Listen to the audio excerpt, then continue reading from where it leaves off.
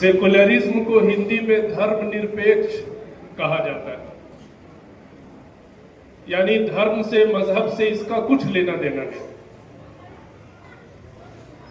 ऐसे माहौल में जहां मजहब का कोई तसव्वुर न हो, ऐसे माहौल में मरने के बाद क्या होगा, ये सवाल बेकार हो जाता है।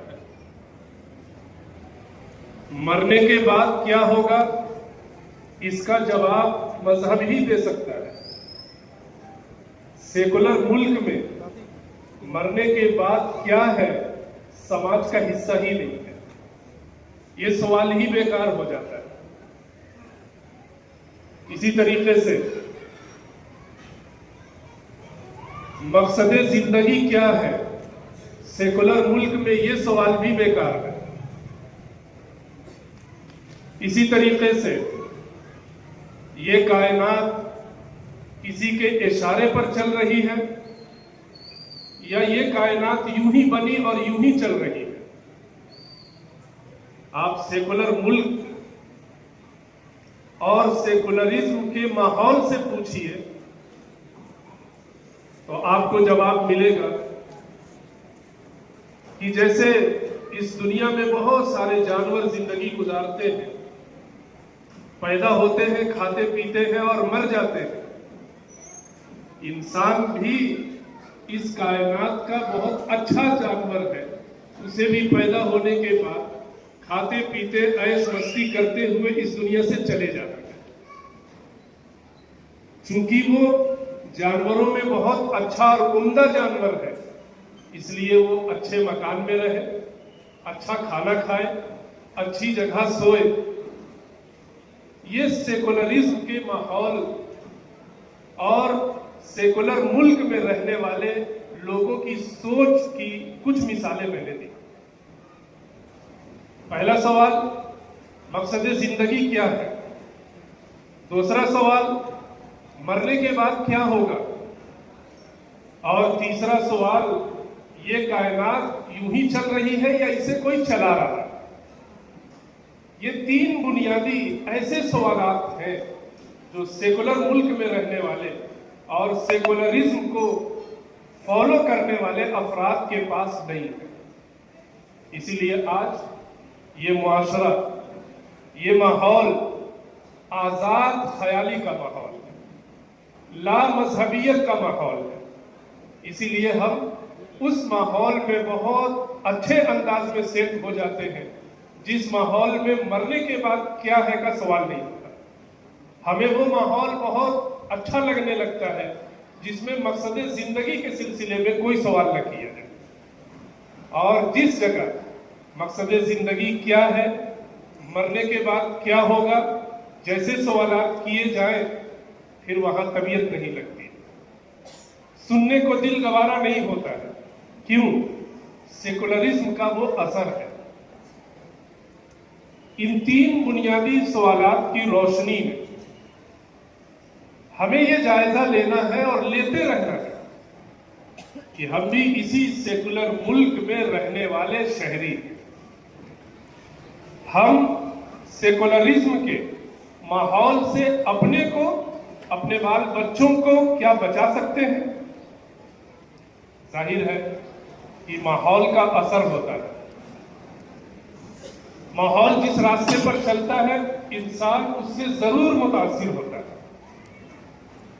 लेकिन अल्लाह रब्बुल इज्जत का बेपाया एहसान और करम है कि अल्लाह रब्बुल इज्जत ने हमें एक ऐसी किताब दी है कुरान करीम की शक्ल में, जिसमें मरने के बाद क्या है का जवाब भी मिलेगा, मकसद जिंदगी क्या है इसका जवाब भी मिलेगा, कायनात खुद चल रही है या कोई चला रहा है इसका भी जवाब मिलेगा।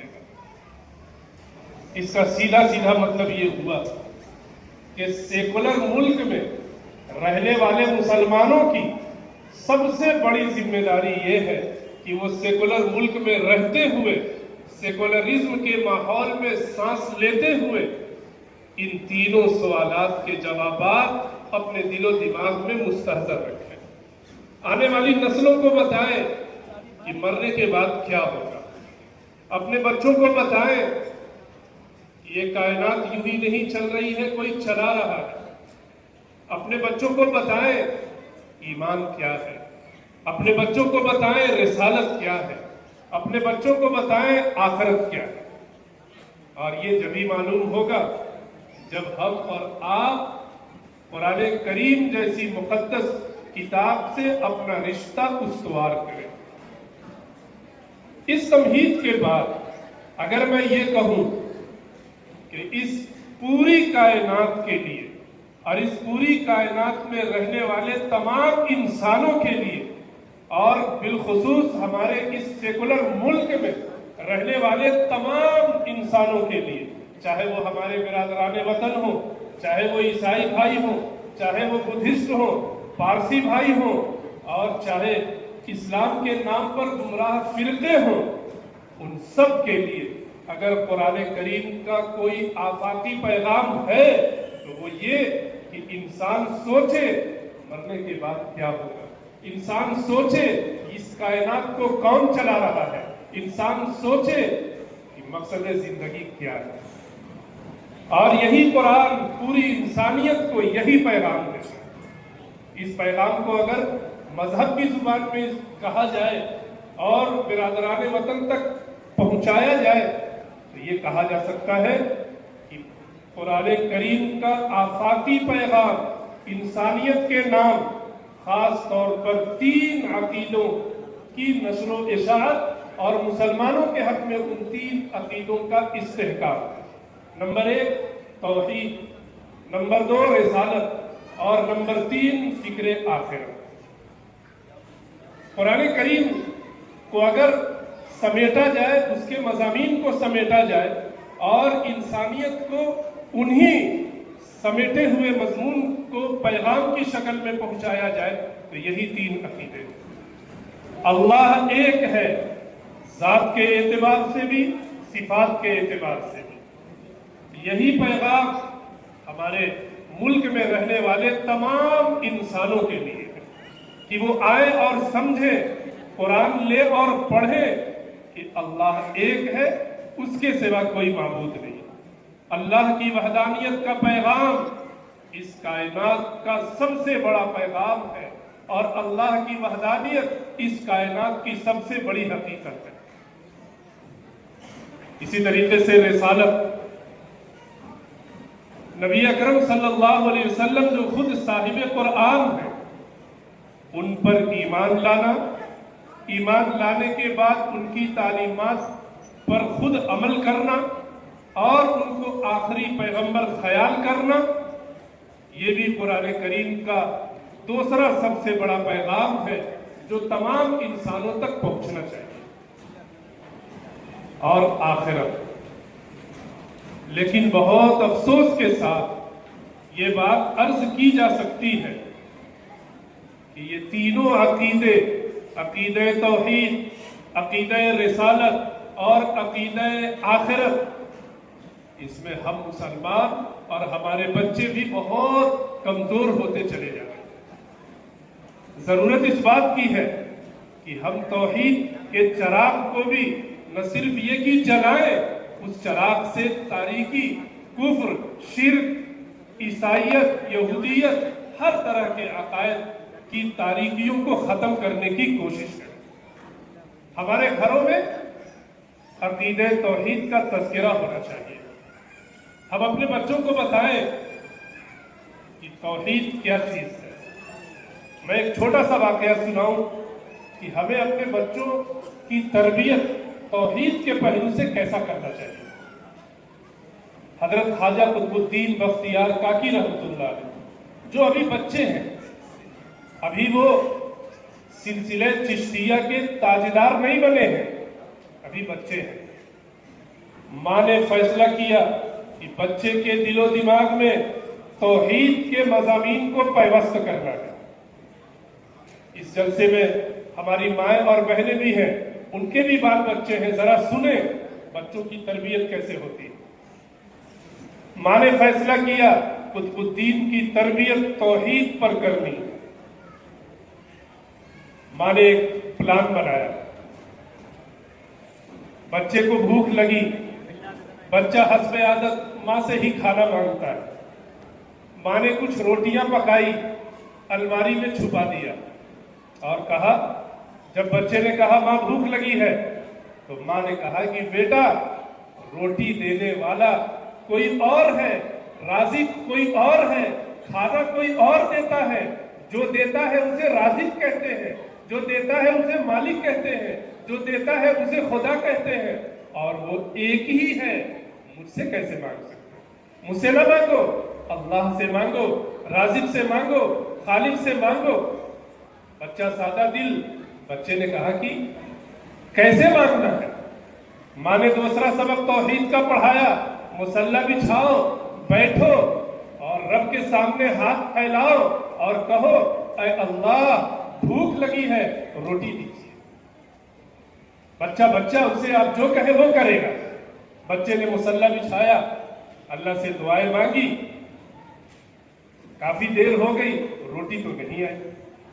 बच्चे ने बहुत मासूमियत से माँ से कहा कि माँ, आपने कहा राज़िक से रोजी मांगो, मैंने मांगा, अभी तक कुछ मिला नहीं।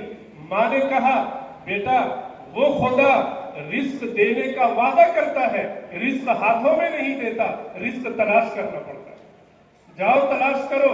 जैसे परिंदे घोंसले से सुबह उड़ते हैं, उन्हें नहीं मालूम कि हमें रिस्क मिलेगा या नहीं मिलेगा, लेकिन अल्लाह की जात पर भरोसा करके वो उड़ते हैं और खाली पेट निकलकर, पेट भरकर अपने घोंसले में वापस आते हैं। जाओ तलाश करो। माँ ने रोटियां अलमारी में छुपा रखी थी। बेटे ने तलाश किया, इधर उधर देखा, अलमारी खोली, रोटी मिली।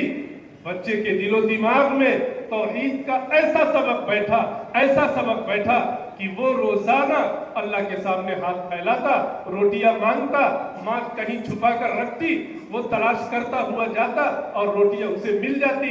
और होते होते होते होते उसके दिलो दिमाग में, रगो रेशे में, खून में तौहीद का खून दौड़ने लगा। एक रोज अल्लाह की शान, माँ किसी रिश्तेदार के यहाँ गई हुई थी। बेटा मकतब से आया, मुसल्ला बिछाया, अल्लाह से दुआएं मांगी। इधर माँ का बुरा हाल कि आज तो मैंने रोटी अलमारी में नहीं रखी है, मुझे देर हो चुकी है।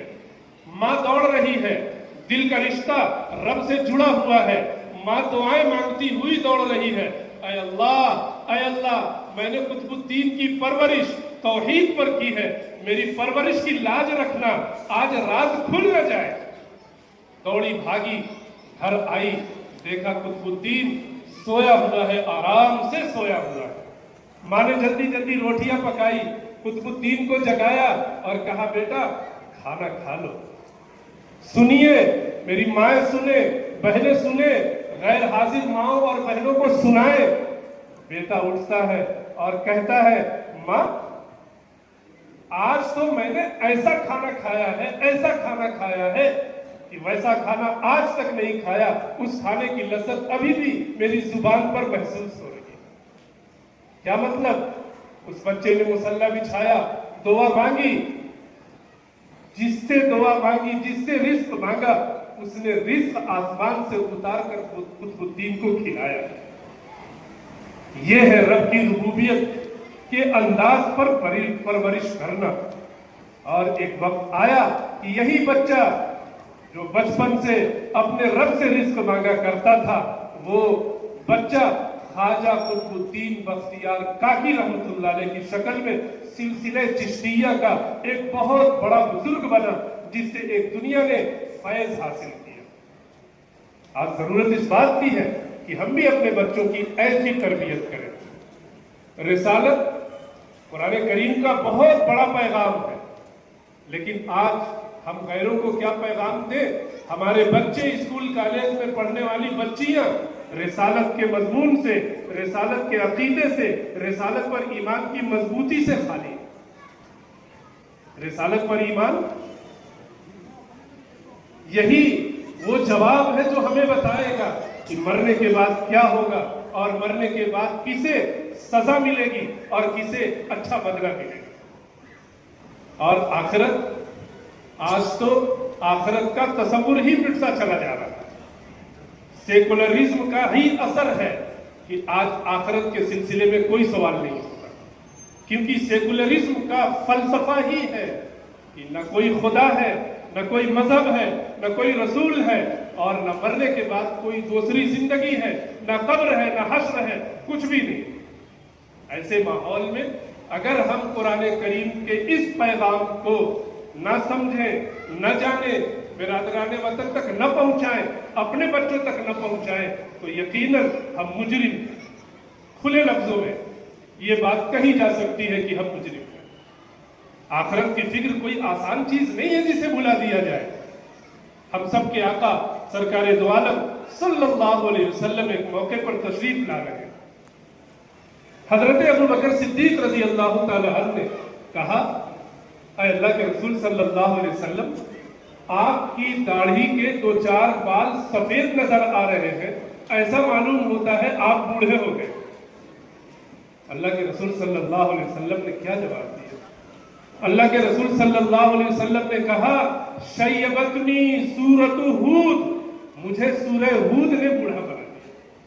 شارحین حدیث لکھتے ہیں سورہ ہود کے اندر آخرت کی منظر کشی ہے، سورہ ہود کے اندر قیامت کا تذکرہ ہے، سورہ ہود کے اندر کل قیامت میں اللہ کے سامنے پیشی کا تذکرہ ہے. اللہ کا پیغمبر کہہ رہا ہے کہ اس منظر کی ہولناکی، آخرت کا خوف میرے دل و دماغ میں بیٹھتا چلا جا رہا ہے، بیٹھتا چلا جا رہا ہے، اور اس فکر کا اثر یہ ہے کہ میرے کالے بال سفید ہوتے چلے جائیں.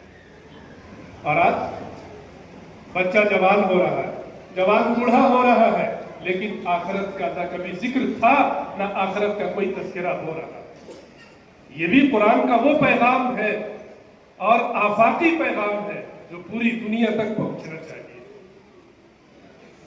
ہم اس اجلاس سے، اس جلسے سے یہ پیغام لے کر اٹھے کہ اس سیکولر ملک میں جہاں مقصد زندگی سے کوئی بحث نہیں ہوتی، اس سیکولر ملک میں مرنے کے بعد کیا ہے سے کوئی بحث نہیں ہوتی، اس سیکولر ملک میں جہاں اس کائنات کو کون چلا رہا ہے اس کی کوئی بحث نہیں ہوتی، ایسے ماحول میں توحید کا سبق، رسالت کا سبق اور آخرت کا سبق ہم لے کر جائیں. جن برادران وطن سے ہماری دوستی ہے، سنجیدگی کے ساتھ ان تک پہنچائیں، اپنے بچوں کو بتائیں اور خود بھی اسے سمجھنے کی کوشش کریں. اللہ ہم سب کو اس کی توفیق عطا فرمائے. اخیر میں ہمارے جو دوست حفظ کی تکمیل کر رہے ہیں اور ان کے سروں پر آج جو دستار باندھی جائے گی، ان سے 1-2 باتیں کہہ کر اپنی جگہ لوں گا. دیکھیے، سب سے پہلی بات، آج آپ کے سروں پر جو دستار باندھی جا رہی ہے، یہ کوئی کپڑے کا ٹکڑا نہیں ہے، بلکہ یہ ادارے کا، اساتذہ کرام کا اور آپ کے بڑوں کا وہ اعتماد ہے اور وہ بھروسہ ہے جو پوری زندگی ٹوٹنا نہیں چاہیے. یہ دستار در حقیقت آپ کو یہ پیغام دینے کے لیے ہے کہ آج کے بعد آپ کہیں رہیں، کسی علاقے میں رہیں، کسی ملک میں رہیں، کسی کاروبار میں رہیں، اپنی پہچان اور اپنی شناخت نہ بھولیے گا. آج ہو کیا رہا ہے؟ میں اگر یہ کہوں کہ حفظ کرنا آسان ہو گیا اور حفظ کرنے کے بعد حفظ باقی رکھنا مشکل ہو گیا تو مبالغہ نہیں ہوگا. اللہ نے آپ کو ایک دولت دی ہے، ایسی دولت جس کا مقابلہ کائنات کی کسی دولت سے نہیں کیا جا سکتا. اس دولت کی حفاظت بھی کرنی ہے. آج سے آپ کو ایک نسبت حاصل ہو رہی ہے. کل کو اگر آپ کچھ غلط کام کر رہے ہوتے یا کرتے تو کوئی یوں کہتا نعمان نے ایسا کیا ہے، لیکن آج کے بعد اس دستار کے ساتھ اگر آپ نے کوئی غلط کام کیا، کوئی غلط بات کی تو کہیں گے حافظ صاحب ایسا کرتے. آج سے آپ کی نسبت قرآن کی طرف ہے. آپ قرآن کی قدر کیجئے، قرآن کی حفاظت کیجئے اور اس دستار کو جو اعتماد اور بھروسے کی شکل میں آپ کو دی جائے گی، تا زندگی اس کی حفاظت اور اس کے تقاضوں پر عمل کرنے کی بھرپور کوشش کیجیے۔ ایک حدیث سنا کر میں بات ختم کروں، چونکہ یہاں بہت سے بچوں کے والدین بھی آئے ہوں گے۔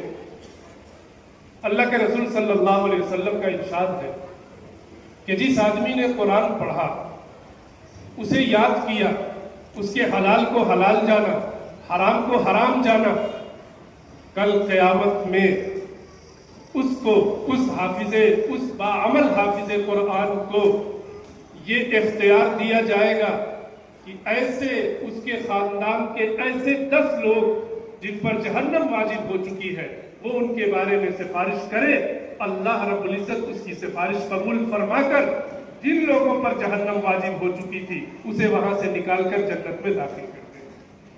یہ کتنی بڑی سعادت ہے والدین کے لیے، خاندان کے لیے۔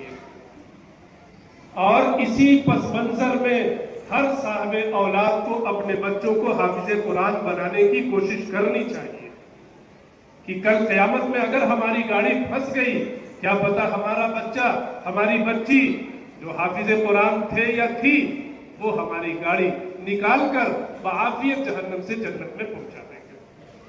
اور اللہ کے رسول صلی اللہ علیہ وسلم نے فرمایا کہ کل قیامت میں حافظ قرآن کے والدین کے سروں پر نور کا تاج، ایسا تاج رکھا جائے گا کہ اگر اس تاج کو اس دنیا میں کسی کمرے میں اتار دیا جائے تو ایسا محسوس ہوگا جیسے آسمان سے سورج کسی کمرے میں اتار دیا گیا۔ اور جب اس کے والدین کا یہ اعزاز، تو خود صاحب قرآن کا اعزاز کیا ہوگا، ذرا سوچئے۔ لوگ کہتے ہیں اور اسی سوچ کی بنیاد پر اپنے بچوں کو حافظ قرآن نہیں بناتے کہ ہمارا بچہ کھائے گا کہاں سے، ہمارا بچہ اگر مدرسے میں پڑھے گا پڑھائے گا کتنی تنخواہ ملے گی۔ یہ سوچ انتہائی غلط سوچ ہے۔ آپ اپنے بچے کو حافظ قرآن بنائیے حضور اکرم صلی اللہ علیہ وسلم کی حدیث میں موجود بشارتوں کو حاصل کرنے کے لیے۔ لوگ تو کہیں گے، اور لوگوں کا تو عجیب و غریب قصہ ہے، وہ ایک طرف کہتے ہیں ہم اپنے بچوں کو حافظ قرآن نہیں بناتے، یا اگر خاندان کے کسی شخص نے اپنے بچے کو مدرسے میں ڈالا تو بھپتیاں کستے ہنستے، یہ دیکھو اس نے اپنے بچے کو مدرسے میں ڈال دیا، یہ کیا کھائے گا، کیا پیے گا، کیا کمائے گا، کہاں سے مکان بنائے گا۔ ایک طرف تو یہ کہتے، اور دوسری طرف آپ نے سنا ہوگا وہ یہ بھی کہتے ہیں مولوی بہت کھاتا ہے۔ اب ذرا سوچئے، ایک طرف کہتے حافظ قرآن بنا رہے یہ کھائے گا کہاں سے، اور وہی ظالم دوسری طرف یہ کہتا ہے کہ مولوی بہت کھاتا ہے۔ یہ سوچ نکالیے اور قرآن کریم سے اپنا رشتہ مضبوط کیجئے۔ ہر صاحب اولاد یہ نیت کرے کہ میں بھی اپنے بچے کو یا بچی کو حافظ قرآن ضرور بناؤں گا، اگر نہ بنا سکے یا موقع نہیں مل سکا تو کسی حافظ قرآن کی کفالت کر کے اس کے حفظ میں اور اس کی بشارتوں کو حاصل کرنے کے حصے دار بننے کے طور پر یہ کوشش کریں گے انشاءاللہ۔ اور آپ کے علاقے میں، آپ کے محلے میں جتنے مدرسے اور مکاتب ہیں، وہ اسی قرآن کریم کے حفظ اور اس کے مضامین کو پھیلانے اور قرآن کریم کے آفاقی پیغام کو انسانیت تک پہنچانے کے مراکز ہیں، انہیں بھی خوب مضبوط کرنے کی پوری کوشش کریں۔ میں اس موقع پر ادارے کے ناظم اعلیٰ مولانا علیف الرحمان صاحب، نائب ناظم مولانا حسین صاحب اور تمام اساتذہ کرام اور یہاں تشریف رکھنے والے تمام مہمانان کرام کا تہہ دل سے شکر گزار ہوں کہ آپ نے مجھ جیسے طالب علم کو کچھ کہنے اور کچھ سنانے کا موقع عنایت فرمایا۔ اللہ تمام کی حاضری قبول فرمائے اور ان تمام بچوں کی محنتوں کو قبول فرمائے، ان کے اساتذہ کی محنتوں کو قبول فرمائے۔ وآخر دعوانا ان الحمدللہ رب العالمین۔